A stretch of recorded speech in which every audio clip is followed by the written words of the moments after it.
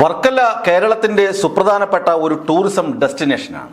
ഈ ഡെസ്റ്റിനേഷനെ സംരക്ഷിക്കുന്നതിൽ സംസ്ഥാന ടൂറിസം വകുപ്പിനോ അല്ലെങ്കിൽ കേരള പോലീസിനോ യാതൊരു ഉത്തരവാദിത്വവും ഇല്ല എന്ന് തെളിയിക്കുന്ന സംഭവ വികാസങ്ങളാണ് സമീപകാലത്തായി ഉണ്ടാകുന്നത്.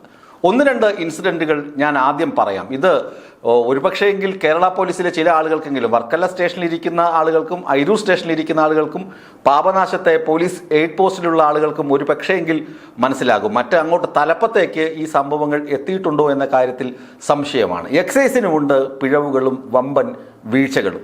അത് എന്തൊക്കെയാണെന്ന് എണ്ണി പറയണമെങ്കിൽ പാപനാശത്ത് കഴിഞ്ഞ ആഴ്ച ഉണ്ടായ സംഭവം, ഒരു ബാർ ഹോട്ടലിൽ കുറച്ചുപേർ മദ്യപിക്കാനെത്തുന്നു. അതിനുശേഷം അവർ അവിടെ ബഹളം വയ്ക്കുന്നു, അടിപിടി കൂടുന്നു. എയ്ഡ് പോസ്റ്റിലെ പോലീസ് ഉദ്യോഗസ്ഥൻ ഈ അക്രമികളെ തടയാൻ ചെല്ലുമ്പോൾ അദ്ദേഹത്തിനും മർദ്ദനമേൽക്കുന്നു. എന്നിട്ട് ഇതിൽ 3 പ്രതികൾ കാറിൽ കയറി രക്ഷപ്പെടുന്നു. 3 പേരെ ഹോട്ടൽ ജീവനക്കാർ തടഞ്ഞു വെക്കുന്നു, പിന്നീട് അറസ്റ്റ് ചെയ്യുന്നു. അങ്ങനെ ഒരു സംഭവം ഉണ്ടായി, അക്രമ സംഭവം. ഇത് ലഹരിയുടെ ബേസിലുണ്ടായതാണ്. ലഹരി എന്ന് പറയുമ്പോൾ സിന്തറ്റിക് ലഹരിയോ അല്ലെങ്കിൽ കഞ്ചാവോ ഒന്നുമല്ല, മദ്യപിച്ചിട്ട് ഉണ്ടായ ഒരു സാധാരണ അടിപിടിയും ബഹളവും എന്ന് ഇതിനെ വേണമെങ്കിൽ മാറ്റിവെക്കാം. പക്ഷേ അവിടെ പോലീസിന്റെ അംഗബലം കുറവായിരുന്നുവെന്ന് പാപനാശത്തെ റെസിഡൻസ് അസോസിയേഷന്റെ വക്താക്കൾ അല്ലെങ്കിൽ അതിൻ്റെ ഭാരവാഹികൾ പല കുറി പോലീസുകാർക്കും അതുപോലെ തന്നെ ഇവിടുത്തെ MLAയുടെയൊക്കെ ശ്രദ്ധയിൽപ്പെടുത്തിയിട്ടുണ്ട്. പക്ഷേ ഇപ്പോഴും ടൂറിസം പോലീസ് എന്ന് പറയുന്നത് അല്ലെങ്കിൽ ടൂറിസം മേഖലയ്ക്ക് വേണ്ടി മാത്രം ഒരു പോലീസ് സ്റ്റേഷൻ എന്ന് പറയുന്നത് തൃശങ്കുവിലാണ്. ഇതുവരെ നടപ്പിലായിട്ടില്ല. ഒരു പക്ഷേ അന്ന് എയ്ഡ് പോസ്റ്റിൽ കൂടുതൽ പോലീസുകാരുണ്ടായിരുന്നെങ്കിൽ, കൂടുതൽ സേനാ അംഗങ്ങൾ ഉണ്ടായിരുന്നുവെങ്കിൽ അക്രമികളെ ഉടൻ തന്നെ പിടികൂടാൻ കഴിയുമായിരുന്നു. ഇവർ പിന്നീട് ആലുമൂട് പോയി വാഹന അപകടത്തിൽപ്പെട്ട് അവിടെയും അടിപിടി ഉണ്ടാക്കുക ഇല്ലായിരുന്നു. ഇത് വന്നത് കൊല്ലത്ത് നിന്നുള്ള ആളുകളാണ്. പിന്നീട് പോലീസ് FIR ഇടാനൊക്കെ മടിച്ചു നിന്നിട്ട് പിന്നീട് FIR ഒക്കെ ഇട്ട സംഭവമാണ്. ഇത് ഒരു ഇൻസിഡന്റ്. ഇനിയുമുണ്ട് കാര്യങ്ങൾ. ഇനി പറയാൻ പോകുന്നത് കുറച്ചുകൂടി വലിയ സംഭവങ്ങളാണ്. ഇവിടെ ലഹരിയുടെ മൊത്ത കച്ചവടക്കാരും ചില്ലറ വിൽപ്പനക്കാരും സജീവമാണെന്ന് റെസിഡൻസ് അസോസിയേഷൻ പറയുന്നു. അവർ പറയുന്നതിന് വാസ്തവമാണ്. കാരണം തീരപ്രദേശത്ത് നിങ്ങളൊന്ന് രാത്രി കാലത്ത് ബീച്ച് കാണാൻ ഇറങ്ങുക, സ്ട്രീറ്റ് ലൈറ്റുകൾ ഇല്ല, ഇരുട്ടിൻ്റെ മറവിൽ എന്തും ആകാം എന്നാണ്.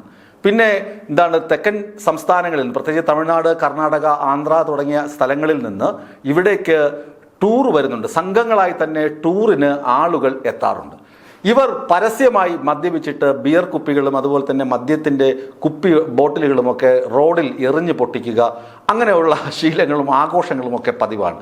ഇതൊക്കെ പോലീസ് കാണുന്നുണ്ടോ അതോ കണ്ടിട്ട് മിണ്ടാതിരിക്കുന്നതാണോ എന്ന് നാട്ടുകാർക്ക് സംശയമുണ്ട്. ഈ നാട്ടുകാരാണല്ലോ ഏറ്റവും പ്രധാനപ്പെട്ട ഇരകൾ ഇത്തരം സംഭവങ്ങൾക്ക്. എന്നിട്ട് ഈ വരുന്ന ആളുകൾ, ഈ ടൂറിസ്റ്റുകൾ ലഹരി, അതായത് കഞ്ചാവ് അതുപോലെ തന്നെ സിന്തറ്റിക് ലഹരിയൊക്കെ തേടി നടക്കുന്ന അവസ്ഥയും സജീവമാണ് വർക്കല, പാപനാശം, ക്ലിഫ് തുടങ്ങിയ മേഖലകളിൽ. ഇനി കാപ്പിൽ, ഇടവ തുടങ്ങിയ സ്ഥലങ്ങളിലും ഇത് തന്നെ. കാപ്പിലും ഇടവയിലും അവിടെയൊക്കെ നടക്കുന്ന സംഭവങ്ങൾ കുറച്ചുകൂടി പൊള്ളുന്നതാണ്. അവിടെ ചെന്ന് നോക്കിയാൽ അറിയാം, അവിടെ ടൂറിസത്തിൻ്റെ വികസനങ്ങളൊന്നും നടന്നിട്ടില്ല. അവിടെ നല്ല ഒന്നാന്തരം ബീച്ചുണ്ട്, ഈ തീരത്തുകൂടി വാഹനങ്ങൾ ഓടിക്കാനുള്ള സൗകര്യമുണ്ട്. എല്ലാം വളരെ മനോഹരമായ തീരമാണ്. ഒരുപക്ഷെങ്കിൽ ശംഖുമുഖം തീരം നഷ്ടപ്പെട്ടതിന് ശേഷം ഇങ്ങോട്ട് വരികയാണെങ്കിൽ പരവൂർ, കാപ്പിൽ, ഇടവ ഈ ഭാഗത്തൊക്കെ മനോഹരമായി, താന്നി, ഇവിടെയൊക്കെ കൊല്ലം ബീച്ചിന് ഇടയിലുള്ള ഈ ഭാഗങ്ങളൊക്കെ ടൂറിസം വകുപ്പിന് ഒന്ന് കണ്ണു വെച്ച് കഴിഞ്ഞാൽ നല്ല വരുമാനം കിട്ടുന്ന സ്ഥലങ്ങളാണ്. പക്ഷേ എന്ത് ചെയ്യാം, നിർഭാഗ്യവശാൽ ടൂറിസം വകുപ്പ് അങ്ങനെ ഒന്നും ചെയ്യുന്നില്ല എന്നാണ് നാട്ടുകാർ നൽകുന്ന സന്ദേശവും നാട്ടുകാരുടെ പരാതി. ഇവിടങ്ങളിൽ നടക്കുന്നത് ലഹരി കച്ചവടവും അല്പസ്വല്പ പ്രണയ കച്ചവടവുമാണ്. യൂണിഫോമിലാണ് കോളേജുകാരും സ്കൂളുകാരും വെക്കുന്നത്. കോളേജുകാർ യൂണിഫോമിലല്ല, സ്കൂൾ പിള്ളേരൊക്കെ വരുന്നത് യൂണിഫോമിൽ തന്നെ വന്ന് അവിടെ കുറ്റിക്കാട്ടിലും പൊന്തക്കാട്ടിലും പാറക്കെട്ടിലുമൊക്കെ ഇരുന്ന് അവരുടെ പ്രണയചേഷ്ടകളും അത് അമ്മാതിരിയുള്ള കാര്യങ്ങൾ നടക്കും. ഇതിനിടയിൽ ലഹരി വിൽപ്പന, ലഹരി ഉപയോഗവും നടക്കും. കുട്ടികൾ യൂണിഫോമിലാണ് വന്ന് ലഹരി ഉപയോഗിച്ച് പോകുന്നത്. പിന്നെ വർക്കല കേന്ദ്രീകരിച്ച് നടക്കുന്ന മറ്റു ചില കാര്യങ്ങളുണ്ട്. അത് ഒരുപക്ഷേ എങ്കിൽ ഇപ്പോൾ പറയുമല്ലോ 19 കിഡ്സ് 80 കിഡ്സ് എന്നൊക്കെ പറയുമല്ലോ. 80കൾക്ക് മുമ്പ് ജനിച്ചവർക്ക് ഇതൊന്നും അറിയണമെന്നില്ല. ഈ പേരുകൾ തന്നെ പ്രയാസമായിരിക്കും. ഇങ്ങോട്ട് ഒരു 95-ന് ശേഷമൊക്കെ ജനിച്ച ആളുകൾക്ക് ഇതൊക്കെ ഒരുപക്ഷെ അറിയാൻ പറ്റും. സെക്സ് ടൂറിസം, അതായത് ലൈംഗിക ഇടപാടിന് വേണ്ടി മാത്രം ടൂറിസം കേന്ദ്രങ്ങളിൽ വന്നു പോകുന്ന ആൾ. അതുപോലെ തന്നെ ക്രോസ് മസാജിങ്, ആണുങ്ങളെ പെണ്ണുങ്ങൾ മസാജ് ചെയ്യുക, പെണ്ണുങ്ങളെ ആണുങ്ങൾ മസാജ് ചെയ്യുന്ന ക്രോസ് മസാജിങ് പാർലറുകൾ. ഇതൊന്നും പരസ്യമായല്ല, ഇതൊക്കെ മസാജ് സെന്ററിനകത്ത് പോയി കഴിഞ്ഞാൽ ഇങ്ങനെയൊക്കെ ഇവിടെ നടക്കുന്നുണ്ട്. ഇത്തരം കാര്യങ്ങൾ, ക്രോസ് മസാജിങ് ഉണ്ട്, അതുപോലെ സെക്സ് ടൂറിസം ഉണ്ട്. പിന്നെയാണ് ഡ്രഗ്സ് ടൂറിസം, ഡ്രഗിന് വേണ്ടി വരുന്നവർ, ഈ ബാറുകളും ബിയർ പാർലറുകളും ഒക്കെ ഉണ്ട്. അതൊക്കെ സർക്കാരിൻ്റെ മദ്യനയവുമായി ബന്ധപ്പെട്ടതാണ്.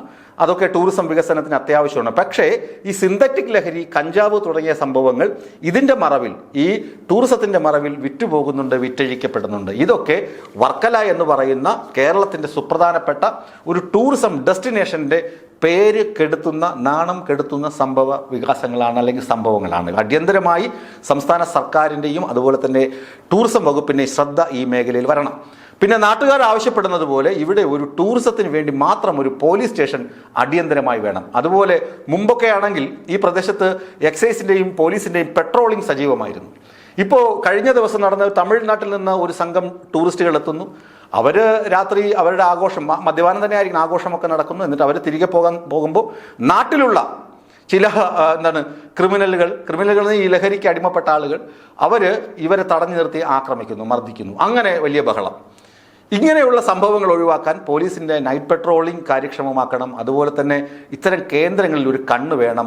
പെട്രോളിംഗ് സജീവമാക്കി ഇങ്ങനെ ഇല്ലീഗലായിട്ട് എന്ത് കണ്ടാലും ഒന്ന് വിളിച്ചു നിർത്തി എന്താണ് ഇവിടെ നിൽക്കുന്നത് എന്നെങ്കിലും, ആരെങ്കിലും സംശയാസ്പദമായി കണ്ടാൽ എന്തിനാണ് താൻ ഇവിടെ നിൽക്കുന്നത് എന്നെങ്കിലും ചോദിക്കാനുള്ള ഒരു സാമാന്യ മര്യാദ പോലീസിൻ്റെ ഭാഗത്തു നിന്നുണ്ടാകണം. അപ്പോൾ പോലീസുകാർ പറയും, നിങ്ങൾക്ക് ഇതൊക്കെ നിങ്ങളുടെ സ്റ്റുഡിയോയിൽ ഇരുന്ന് പറയാം.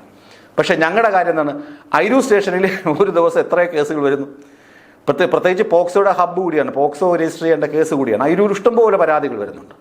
ഈ കഴിഞ്ഞ ദിവസം ഒരു വലിയ കേസ് വന്നിരുന്നു, അതിനെക്കുറിച്ച് പോകുന്നില്ല. അമ്മാവൻ 9ാം ക്ലാസ് വിദ്യാർത്ഥിനിയെ പീഡിപ്പിച്ച സംഭവം, പോക്സോ കേസ്. 42കാരൻ 9ാം ക്ലാസ് വിദ്യാർത്ഥിനിയെ പീഡിപ്പിച്ച കേസ്. അതുപോലെ വിഷ്ണുരാജ് എന്ന് പറഞ്ഞ ചെറുപ്പക്കാരനെ സിനിമാ സ്റ്റൈലിൽ കൊട്ടേഷൻ ഗുണ്ടകൾ പിടിച്ചുകൊണ്ട് ഇടിച്ച സംഭവം. അങ്ങനെ വലിയ വലിയ സംഭവങ്ങൾ അയിരൂർ സ്റ്റേഷനിൽ കിട്ടുന്നുണ്ട്. അവരൊക്കെ അതിന് പുറകിലാണ്. പിന്നെ ഉള്ളത് വർക്കല സ്റ്റേഷനാണ്. വർക്കല സ്റ്റേഷൻ മുമ്പത്തേന് വളരെ കെട്ടിടങ്ങളൊക്കെ മനോഹരമാണ്, പക്ഷേ അതിനകത്ത് ആൾബലം കുറവാണ്, അംഗസംഖ്യ കുറവാണ്. അയിരൂർ സ്റ്റേഷൻ ഒരു കുഞ്ഞു സ്റ്റേഷനാണ്.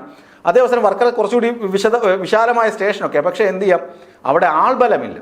അപ്പോൾ ആൾബലം കൂട്ടണം, പോലീസിന് സേനാ അംഗങ്ങളുടെ എണ്ണം കൂട്ടണം, എയ്ഡ് പോസ്റ്റിലും സേനാ അംഗങ്ങളുടെ എണ്ണം അടിയന്തരമായി കൂട്ടണം. പറ്റുമെങ്കിൽ എന്നല്ല, നാട്ടുകാരുടെ നിരന്തരമായ ആവശ്യമാണ്. ടൂറിസം മേഖലയ്ക്ക് വേണ്ടി മാത്രമായി ഒരു പോലീസ് സ്റ്റേഷൻ വേണം. അതുപോലെ തന്നെ എക്സൈസിൻ്റെയും പെട്രോളിംഗ് ശക്തമാക്കണമെങ്കിൽ മാത്രമേ ലഹരി മാഫിയയിൽ നിന്ന് ഈ നാടിനെ, പ്രത്യേകിച്ച് വർക്കലയെ, ടൂറിസം ഡെസ്റ്റിനേഷനെ സംരക്ഷിക്കാൻ കഴിയുകയുള്ളൂ. പക്ഷേ നിർഭാഗ്യവശാൽ നമ്മുടെ അധികാര കേന്ദ്രങ്ങൾ വർക്കലയെ നോക്കി ചിരിക്കുക മാത്രമല്ല കണ്ണ് അടച്ച് കാണിക്കുകയാണ്. കണ്ണടച്ച് കാണിക്കുന്ന സൈറ്റ് അടിക്കുന്നു എന്നല്ല ഞാൻ ഉദ്ദേശിക്കുന്നത്, കണ്ണ് അടച്ച് ഇരുട്ടാക്കുന്നു എന്ന് അർത്ഥം.